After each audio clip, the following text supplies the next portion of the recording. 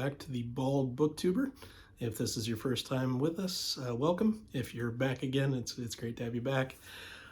Today, I'm very excited because we're going to be doing my top 10 favorite fantasy series. Now, I have gone to great lengths to curate and collate this list. I'm very excited about this list.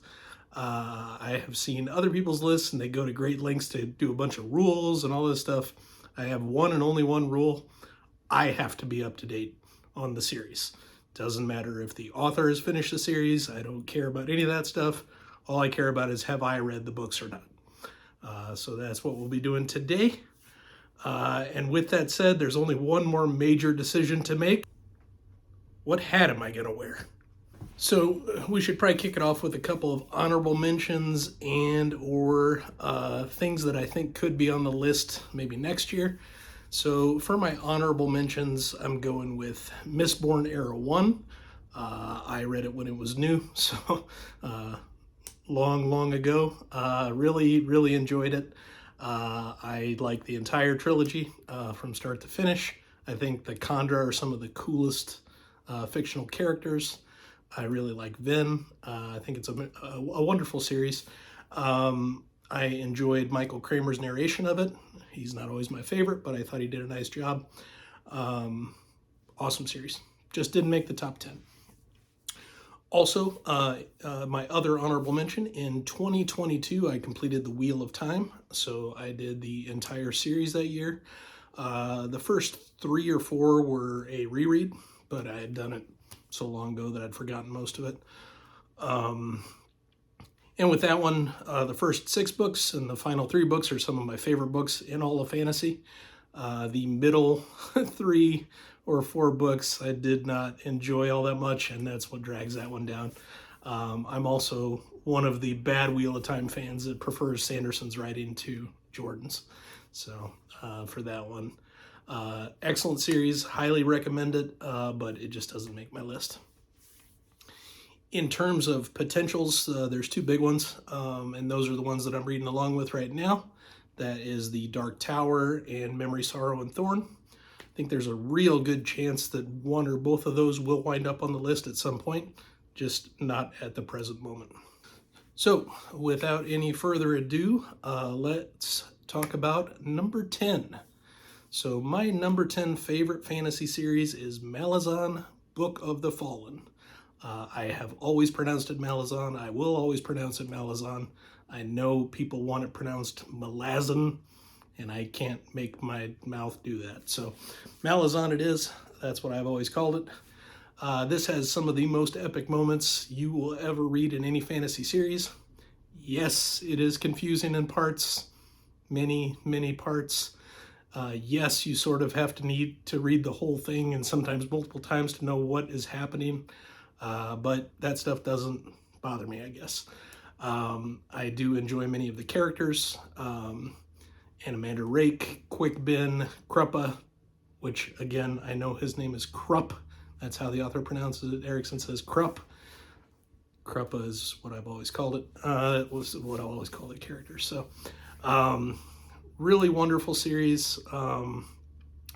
There are times where you wonder why you're going through the pain and the agony of doing it, but as with any journey, the destination makes it worthwhile, and the journey itself is worthwhile. So definitely encouraged. I really enjoyed my time with it. It was a hill that I had been meaning to climb for many years and finally got the job done last year. So very enjoyable. So that is Malazan. As far as the narration goes, Ralph Lister does the first 3, and he is amazing. We are moving on to my number 9, and this is going to be the Kingkiller Chronicles by Patrick Rothfuss. This gets a very bad rap for a few reasons. One is that obviously Rothfuss hasn't published anything in more than a decade, and that turns people off from the series. Another thing is he's not always nice when people ask him for updates. I think he has gotten better with that lately, and he does appear to be more invested in helping his audience understand what's going on lately, which is good. And the other thing is people say nothing happens, which I frankly disagree with. I think that Sigiltree and Sympathy are two of my favorite magic systems. I think that naming is super, super cool, and I want to obviously learn more about that. I want to know more about the backstory of Taborlin the Great. I want to know more about Koth learning to name. I'm as invested and as excited about getting Doors of Stone as anybody else, but I'm willing to be patient for it. So lots of mystery in this series, which only makes it more cool to me. I really enjoy the theorizing and all the stuff that goes into it. It's a series I definitely feel like I need to revisit. I haven't in many years gone back and either re-listened or reread it, but I'm certain I would enjoy it just as much. The narration is Nick Podell, one of my favorite narrators. He does an amazing job. Well worth it. Number 8 on my list, again, much maligned for not being finished, is The Gentleman Bastard Sequence by Scott Lynch. I've been reading this since Lies of Lockamore was new. I have loved every entry of them equally. I think they're all fantastic. I love his humor in the series. I think he's very good at writing prose. I enjoy the little wisps of magic and small things that you get throughout the series. I think religion is treated very well in the series. I like the different mystery religions and cults. So for me, one of my favorite series, obviously. I would highly encourage you to give it a try if you haven't already. So there's that. Michael Page does the narration, and he does an amazing job with it. All right, coming in at number 7. People will say that this is a cheat, and that's fine. I'm going to use it anyway. This is going to be the Sun Eater series by Mr. Christopher Rocchio. Now, I asked him directly and specifically, is it okay to consider his series fantasy? And he did not say no, so I'm going to go with it.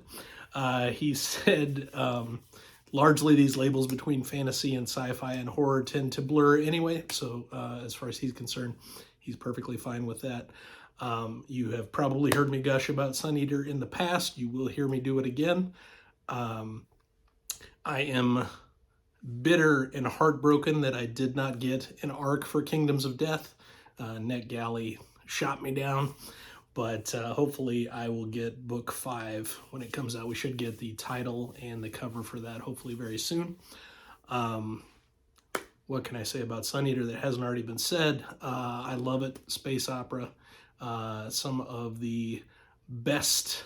it's not really first contact anymore because it's a war between a species that humanity has been warring with for a long time when we start. But I love all of the xenophobic stuff and all of the, getting the two sides to try and understand one another. I think all that stuff is super cool. So highly recommend. Samuel Rockin is the narrator, and he is unbelievable. Number 6 is the Dresden Files by Mr. Jim Butcher. I have been a Dresden Files hardcore since we got The Summer Night, which was book 4. I've been a constant reader ever since then. I read each and every book on day 1. I can't imagine taking more joy out of a series. There are other series that they hit me in other ways, but this one just brings me pure smiles and pure happiness with the occasional gut punch and sadness thrown in as well. It's just part of the experience with Butcher, which is fine. I will be, hopefully this year, getting to Codex Alera and possibly Aeronaut's Windlass. I want to read his other stuff, but at least from a series perspective, I can't imagine Dresden Files ever being booted from this list. It's just too important to me personally. Really, really enjoy it. And of course, you have Mr. Marsters doing the narration. And, if it weren't for one other narrator, which will possibly come up on this list, he would be my favorite narrator of all time. We are already to number 5. Number 5 is The Lord of the Rings and The Hobbit. I can already hear the teeth gnashing and everybody's upset. One, because it's not number 1 on my list. Sorry, make your own list if That's where it needs to be. And two, people will tell me, well, it's one book and it's not a series. Make your own list. I don't know what to tell you. I'm going to count it here. So the stuff that happens in Middle Earth, that's what we're calling this one. So The Hobbit and Lord of the Rings, these are by far the most important influences to me in becoming a mega fantasy fan at an early age. I will forever love the books and the movies, although the Hobbit movies not nearly as much, but at least the Lord of the Rings movies. There's not a lot I can say that hasn't already been said. You know what this is. You know why it's on here. Amazing stuff. I have listened to not only the Rob Inglis narrations, which are good, but also obviously the Andy Serkis narrations that are otherworldly good. So highly recommend those. We are already to number 4, and that is the Stormlight Archive by Brandon Sanderson. It took me a while to get into this. I started reading Stormlight in 2020. It was when I kind of came back into the fold as far as reading fantasy.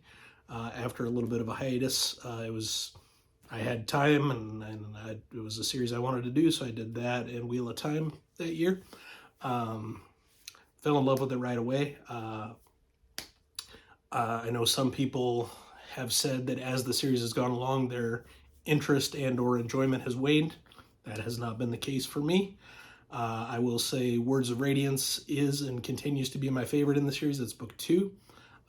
It's one of my favorite fantasy books I've ever read.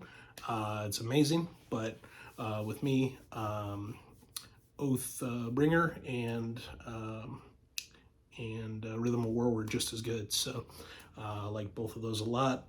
Obviously, Way of Kings is fantastic. The novella's not as much. I did like Dawn Shard a little bit, but mostly the novels is what I'm talking about. So good stuff. Highly encourage. Michael Kramer and Kate Redding obviously do the narration. They do a good job. Neither is my personal favorite, but I like what they do with the series. So it's a recommend from me. All right, that brings us to number 3. And number 3 is The First Law World by Mr. Joe Abercrombie. Yes, I am considering all of it to be the series, from the first lines of The Blade itself to the last lines of Wisdom of Crowds. I love all of it. I love the standalones. I love the short stories. If it's Joe writing a First Law book, I love it. And of course, narrated by the greatest, in my opinion, narrator of all time, and that's Mr. Stephen Pacey. First Law, just the humor cuts. I really like the way he writes inner character dynamics. I know some people don't love some of the plot and stuff like that in the first trilogy, and none of that matters to me at all, because I think he's on par with the best character writers in the genre. I love Joe. I hope he's not done with the First Law. That brings us to number 2. And number 2 I just completed last year. This is by my favorite writer. This is the entire Realm of the Elderlings by the Queen of Fantasy herself, Miss Robin Hobb. If it were not for my number 1 choice, this would easily be number 1. This has one of my favorite books ever written in Assassin's Fate, and it's the best book I read in the last 20 years, as I said in a recent video. This has three of my favorite completed trilogies of all time, just nested within the series itself, and that's Live Ship Traders and Tawny Man and Fitz and the Fool. Not in that order. Fitz and the Fool's number 1 for me, then Tawny Man, then Live Ship, so I did them backwards, I guess. But the Farseer trilogy is not far behind. I love that trilogy as well. Rainwild is not as good, and it's drugged down by the first couple of entries, which I didn't like as much. But even with that one, the final 2 books I really liked a lot. So recently I had the chance to read her novella within that world, The Willful Princess and the Piebald Prince, and really enjoyed that. Anything she writes, I'm going to read. I still have lots to do. I feel like I read Soldier Son a long time ago and I didn't love it at the time, but I think I'll give it another try. And I do want to read some of her Megan Lindholm stuff as well, because she writes under a different pseudonym. In terms of the narration, not a lot to say. The best of the narrations, in my opinion, is Langton with Tawnyman, and I also really like the Farseer narration by Bamer, and then the rest of it's pretty forgettable. And of course, that brings us to the number one pick, and anybody that knows me will not be surprised whatsoever by this. This is going to be A Song of Ice and Fire by the man himself, George R.R. Martin. I can already hear people getting upset. They're like, well, George hasn't released a book in over a decade. That's not what I'm basing this on. They'll be like, well, I don't like the way the show ended. It's got nothing to do with what I'm talking about. Just if it's not on your list, that's fine. If you don't want to read it, that's fine. This is my list. Song of Ice and Fire is very important to me personally. This was the set of books that brought me back into fantasy in my 20s, which feels like a very long time ago. Early 2000s is when I read the first three. I was there waiting for A Feast for Crows. I waited and I read it and I loved it. I know a lot of people say it's not as good. I disagree. I love A Feast for Crows. I was there waiting for A Dance with Dragons. Again, people will say, well, it's not very good. I disagree. Everything he's written is 5 stars for me. 5 Stanley nods all around. And this includes not only the books, but also the Duncan Egg novellas. This includes a World of Ice and Fire encyclopedia with stories inside of it. And this includes, obviously, Fire and Blood, the history, and I love all of it. So, again, if it's not for you, that's fine. I'm not going to tell you how to make your list, and feel free to comment if you don't like the way I have set up mine. Narration-wise, Roy Dotrice, rest in peace, Roy. People give him a hard time, and probably rightfully so. He had a hard time with pronunciations and keeping things the same way throughout consistently, but much of the standard narration sounds like a grandfather, reading a bedtime story to his grandkids. So there will always be a little bit of me that loves that. So that's how that goes. So that's my top 10. I hope to get some comments from you about your top 10s, maybe your favorite books or favorite series, and let me know what you think. Again, if you disagree with my list, that's perfectly fine. There's a reason why it's my list and not yours. These things are all subjective. I make no claims about any objective quality to any of these books. These just happen to be my favorites. So thanks again for tuning in. I really appreciate everybody doing so. Please like and subscribe if you're enjoying the content on the channel. Have an amazing night.